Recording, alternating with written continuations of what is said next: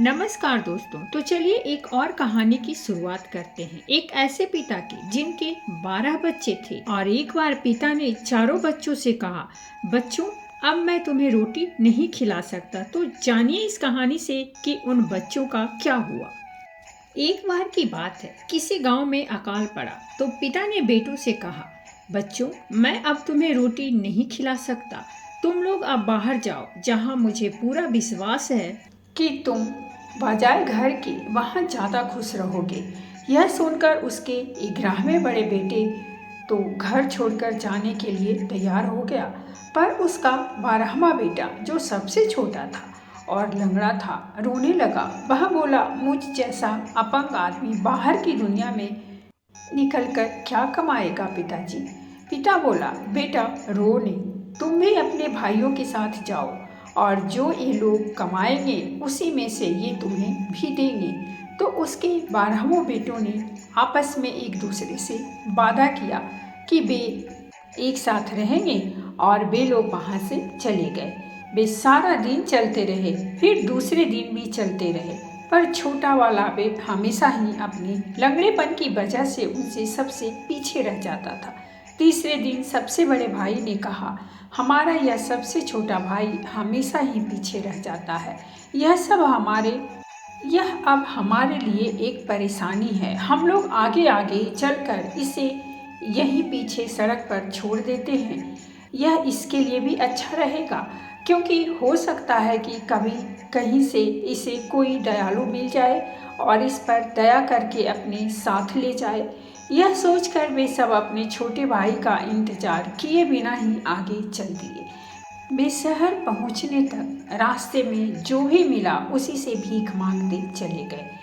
शहर पहुंचकर उन्हें एक नाव बंदरगाह पर लगी हुई दिखाई दे गई। नाव देखकर सबसे बड़ा भाई बोला, क्या हो अगर हम इस नाव पर चढ़ जाएं और शहर चले जाएं? हो सकता है कि वहां हमारे शहर से कम अकाल हो। वे सब भाई उस नाव में चढ़ गए और उन्होंने नाव खेदी। जब वे खाड़ी के बीच पहुंचे तो वहां एक भयानक तूफान आ गया। उस तूफान में नाव के टुकड़े टुकड़े हो गए और 11 भाई समुद्र में डूब गए। इस बीच छोटा भाई चलते चलते बहुत थक गया और जब उसने अपने भाइयों को अपने पास नहीं देखा तो वह चिल्लाने लगा, रोने लगा और पागल सा हो गया। लेकिन वह क्या करता, वह वहीं सड़क के किनारे ही बैठ गया। वह चलते चलते थक गया था, सो बैठते ही सो गया। उस जगह की परी वहीं एक पेड़ पर बैठी थी। वह यह सब कुछ देख रही थी। जैसे ही छोटा लड़का सो गया, वह पेड़ से नीचे उतरी। उसने कुछ खास तरह के पत्ते इकट्ठे किए, उनकी दवा बनाई और लड़के की लंगड़ी टांग पर लगा दिया। उसकी टांग तुरंत ही ठीक हो गई। फिर उसने एक गरीब बुढ़िया का रूप रख लिया और एक आग जलाने वाली लकड़ी के गट्ठर पर बैठ गई। वहाँ बैठकर वह उसके जागने का इंतजार करने लगी। कुछ देर बाद लड़का जागा तो लंगड़ाते हुए उठा, पर उसने देखा कि वह तो अब लंगड़ा नहीं रहा था, वह तो अब और दूसरों की तरह से ठीक चल सकता था। तभी उसकी निगाह लकड़ी के एक गट्ठर पर बैठी एक बुढ़िया पर पड़ी। उसने उससे पूछा, माई क्या आपने यहाँ आसपास में किसी वैद्य को देखा? वैद्य? तुम्हें वैद्य क्यों चाहिए? बूढ़ी ने पूछा। मैं उसे धन्यवाद देना चाहता हूँ, क्योंकि जब मैं सो रहा था तो जरूर ही यहाँ कोई बड़ा वैद्य आया होगा जिसने मेरी लंगड़ी टांग ठीक कर दी। लड़के ने कहा। यह सुनकर वह बूढ़ी बोली, वह मैं थी जिसने तुम्हारी टांग ठीक की, क्योंकि मैं ऐसे बहुत सारे पत्तों के बारे में जानती हूँ जिससे लंगड़ी टांग भी ठीक की जा सकती है। यह सुनकर लड़का बहुत खुश हो गया और उसने बूढ़ी के गले में अपनी बाहें डाल दी और उसके दोनों गाल चूम लिए। मैं आपको किस तरह से धन्यवाद दूँ माई? मैं आपका यह लकड़ी का गट्ठर ले चलता हूँ। कहकर वह उस लकड़ी के गट्ठर को उठाने के लिए नीचे झुका, पर जब वह ऊपर उठा तो उसने देखा कि वहाँ पर तो कोई बुढ़िया नहीं थी, बल्कि वहाँ तो एक बहुत ही सुंदर लड़की खड़ी थी। उसने हीरे जवाहरात पहने हुए थे और उसके सुनहरे बाल उसके कंधे पर से कमर तक आ रहे थे। उसने गहरे नीले रंग की सुनहरे तारों से कढ़ाई की गई पोशाक पहन रखी थी। उसके जूतों पर टखने की जगहों पर 2 चमकीले कीमती पत्थर लगे हुए थे। लड़का तो कुछ बोल ही नहीं सका और उस परी के पैरों पर पड़ गया। परी बोली, उठो, मुझे मालूम है कि तुम मुझे धन्यवाद देना चाहते हो। मैं तुम्हारी सहायता करूंगी।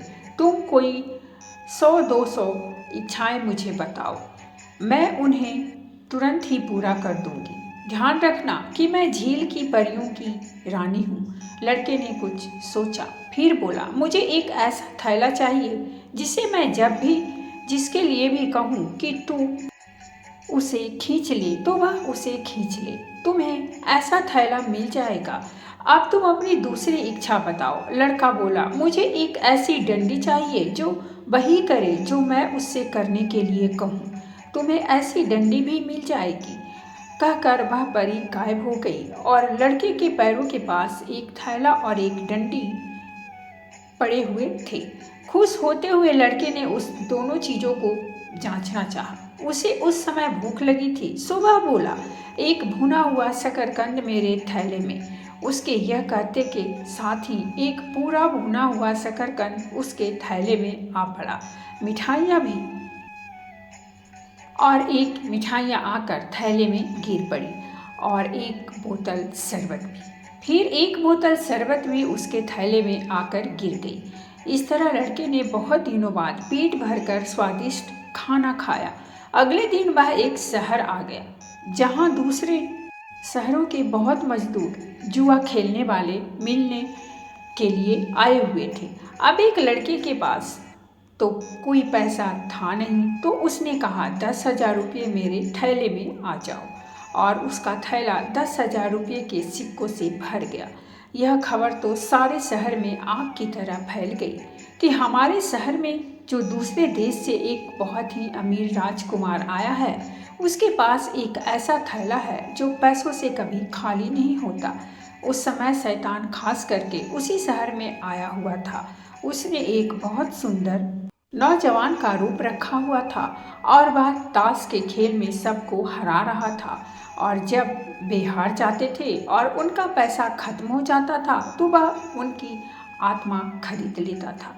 उस अमीर परदेसी के बारे में सुनकर जो वहाँ के लोगों में राजकुमार के नाम से मशहूर हो गया था, वह शैतान उसके पास भी आया और बोला, ओ भले राजकुमार, मुझे अपनी बहादुरी के लिए माफ़ करना, पर जुआ खेलने वाले की हैसियत से तुम इतने मशहूर हो चुके हो कि मैं तुम्हारे साथ जुआ खेलने से अपने आप को रोक नहीं पाया। लड़का बोला, तुम मुझे शर्मिंदा कर रहे हो। सच तो यह है कि मैं तो ताश का कोई खेल खेलना जानता ही नहीं। मैंने तो कभी ताश के पत्ते भी अपने हाथ में नहीं पकड़े। फिर भी मुझे तुम्हारे साथ ताश खेलकर बहुत खुशी होगी। मैं केवल तुमसे खेल सीखने के लिए खेलूँगा और मुझे यकीन है कि तुम जैसे गुरु के साथ खेलकर सीखकर मैं खेल में निपुण हो जाऊँगा। शैतान को लगा कि उसका उस राजकुमार से मिलना सफल हो गया, तो अब वह वहाँ से चला तो वह उसे विदा कहने के लिए नीचे झुका तो जानबूझकर उसने अपनी टांग आगे बढ़ाकर अपना आधा खूर उस राजकुमार को दिखा दिया।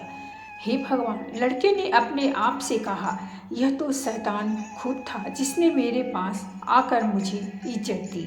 अच्छा है, अब वह अपने बराबर वाले से मिलेगा।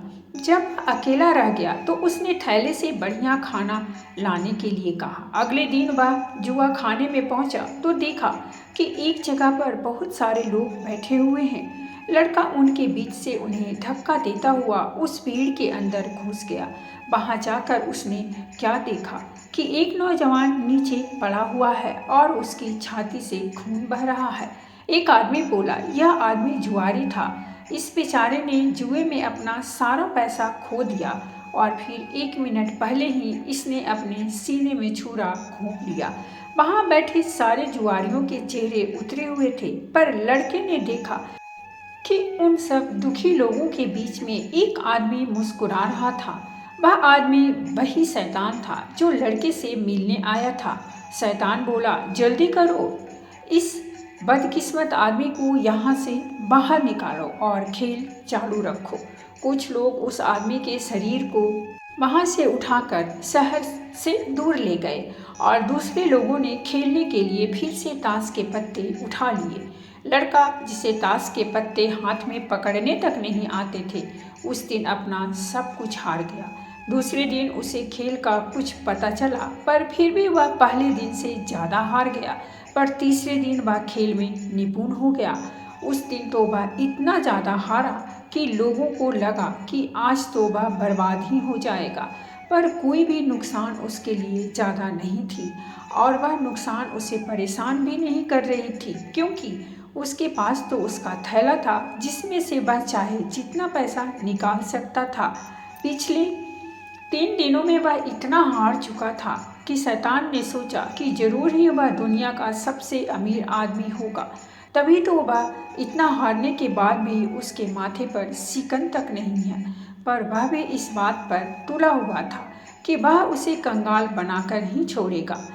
वह लड़के को एक तरफ ले गया और उससे बोला, ओ भले राजकुमार, मैं तुम्हें बता नहीं सकता कि मैं तुम्हारी इस बदकिस्मती पर कितना दुखी हूँ, पर फिर भी मेरे पास तुम्हारे लिए एक खुशखबरी है। तुम मेरी बात को ध्यान से सुनोगे तो जितना तुमने खोया है उसमें से कम आधा तो तुम वापस ले ही आओगे। लड़के ने पूछा, कैसे? शैतान ने इधर उधर देखा और उसके कान में फुसफुसाया, तुम अपनी आत्मा मुझे बेच दो। लड़का बोला, अच्छा, तो मेरे लिए तुम्हारी यह सलाह शैतान, चलो तो मेरे थैले में कूद जाओ। यह सुनकर शैतान ने वहाँ से भागने की कोशिश की, पर वह उस थैले से तो बच नहीं सकता था। वह सिर के बल उस थैले में गिर पड़ा।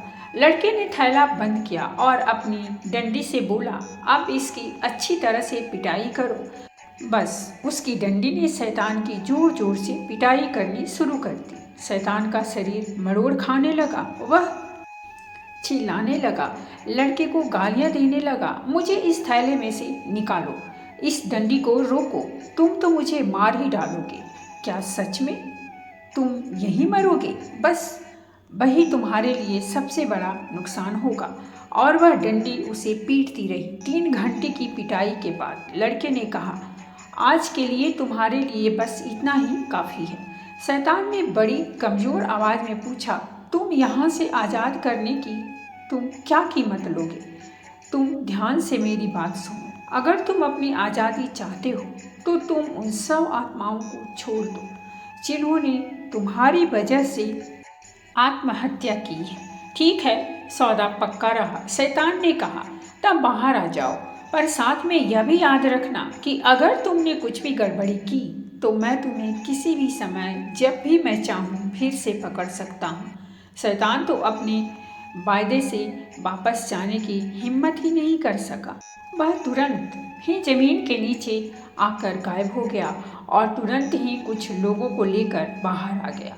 उन सब के चेहरे पीले पड़े हुए थे और उनकी आंखें बीमार जैसी लग रही थी। लड़का उन लोगों से बोला, दोस्तों, तुम लोगों ने अपने आप को जुआ खेलकर बर्बाद कर लिया था और फिर तुम्हारे पास अपने आप को मारने के अलावा और कोई रास्ता नहीं रह गया था। मैं तुम लोगों को इस बार तो वापस ले आया, पर असली बार शायद मैं ऐसा न कर सकूं। इसलिए तुम लोग मुझसे वादा करो कि तुम लोग अब से जुआ नहीं खेलोगे। सब लोग एक आवाज़ में बोले, हाँ हाँ, हम वादा करते हैं कि हम आज से जुआ नहीं खेलेंगे। बहुत बढ़िया, लो, तुम सब लोग 1,000 रुपये लो और शांति से अपने अपने घर जाओ। ईमानदारी से अपनी रोटी कमाओ और खाओ। और वह नौजवान खुश होकर वहाँ से चले गए। कुछ के परिवार उनकी मौत पर रो रहे थे। कुछ लोग अपने माता पिता के बुरे कर्मों की वजह से उनकी मौत पर दुखी थे। पर यह सब देखकर लड़के को अपने बूढ़े पिता की याद आ गई, सो वह भी अपने गांव चल दिया। रास्ते में उसे एक नौजवान मिला जो बड़ी नाउम्मीदी में अपने हाथ मल रहा था। लड़के ने उससे पूछा, क्या बात है नौजवान, कैसे हो? क्या तुम ये दुखी चेहरे ही बेचते हो? 1 दर्जन ऐसे चेहरे कितने के दोगे? नौजवान बोला, मैं हंस नहीं सकता। मैं क्या करूं? क्यों, क्या बात है? लड़के ने पूछा। नौजवान बोला, मेरे पिता एक लकड़हारे का काम करते हैं और वह अकेले ही परिवार का पालन पोषण करते हैं। आज सुबह वह एक ऊंचे पेड़ से गिर पड़े, इससे उनकी एक बांह टूट गई है। मैं डॉक्टर को बुलाने के लिए शहर दौड़ गया, लेकिन हम बहुत गरीब हैं, इसीलिए उसे पैसे नहीं दे सकता था, तो उसने आने से मना कर दिया। क्या इसी वजह से तुम दुखी हो रहे हो? शांत हो जाओ, चलो मेरे साथ चलो, मैं देखता हूँ, लड़के ने कहा। क्या आप डॉक्टर हैं? नौजवान ने पूछा। नहीं, मैं तो डॉक्टर नहीं हूँ, पर मैं उस डॉक्टर को बुला सकता हूँ जिसने तुम्हें आने से मना कर दिया। तो ठीक है डॉक्टर, आओ मेरे थैले में कूद जाओ। उसी समय वह डॉक्टर उसके थैले में अपने सब औजारों के साथ आ गया। फिर लड़का बोला, ओ डंडी, अपनी पूरी ताकत के साथ इसे पीटो। बस उस डंडी ने उस डॉक्टर को अपनी पूरी ताकत के साथ पीटना शुरू कर दिया। कुछ देर बाद लड़के ने उस डॉक्टर से पूछा, क्या तुम इस नौजवान के पिता का इलाज बिना पैसे लिए करोगे? जो भी आप कहें, डॉक्टर बोला। तो ठीक है, थैले से बाहर आ जाओ। बाहर आते ही डॉक्टर उस लकड़हारे के घर की तरफ भाग गया। लड़का फिर अपने रास्ते चल दिया और कुछ ही दिनों में अपने गांव आ पहुंचा। वहाँ तो अब पहले से भी ज़्यादा लोग भूखे मर रहे थे। वह अपने थैले से बार बार कहता रहा, स्वादिष्ट भोजन और शराब की बोतलें थैले में कूद जा। लड़के ने उस थैले से गांव के सब लोगों को खूब खाना खिलाया और सब लोगों ने बहुत दिन बाद बिना पैसे के इतना स्वादिष्ट खाना खाया। वह यह सब उन लोगों के लिए तब तक करता रहा जब तक वहाँ का अकाल चला। जब वहाँ की दशा कुछ सुधर गई तब उसने वह सब बंद कर दिया, क्योंकि इससे लोगों का आलसीपन बढ़ता था। कुछ दिन सब ठीक चलता रहा, पर वह अपने 11 भाइयों की कोई खबर न मिलने पर बहुत दुखी था। वह बहुत दिनों से उन्हें भूला हुआ था, क्योंकि वे उसे उस अपंग हालत में अकेला छोड़कर भाग गए थे। फिर उसने उन्हें बुलाने की कोशिश की। बड़े भाई, आ मेरे थैले में कूद जा। उसके यह कहते ही उसके थैले में कुछ हिला। लड़के ने उसे खोला तो उसमें हड्डियों का एक ढेर मिला। फिर वह बोला, दूसरे भाई, आ मेरे थैले में कूद जा। फिर एक और हड्डियों का ढेर थैले में आ पड़ा। इस तरह से उसने अपने 11 भाइयों को अपने थैले में बुलाकर हर बार एक हड्डियों का ढेर उस थैले में आ गिर जाता। अब उसे कोई शक नहीं था कि उसके सारे भाई एक साथ ही मर गए थे। यह देखकर लड़का बहुत दुखी था। उसका पिता भी उसे अकेला छोड़कर चल बसा था। अब बूढ़े होने की उसकी बारी थी। अब उसकी बस एक ही आखिरी इच्छा थी कि वह झील की परियों की रानी को एक बार फिर से देख ले। जिसने उसे इतना अमीर बनाया था, तो वह उसी जगह चल दिया जहाँ वह उसे पहली बार मिला था। वह वहाँ इंतजार करता रहा, पर वह परी नहीं आई।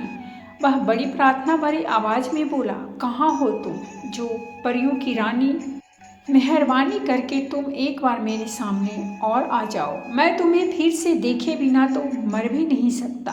रात होने लगी थी और परी के आने का उसे कोई संकेत भी दिखाई नहीं दे रहा था, बल्कि उसने देखा कि परी की जगह 2 उसके सामने से उसकी मौत चली आ रही थी।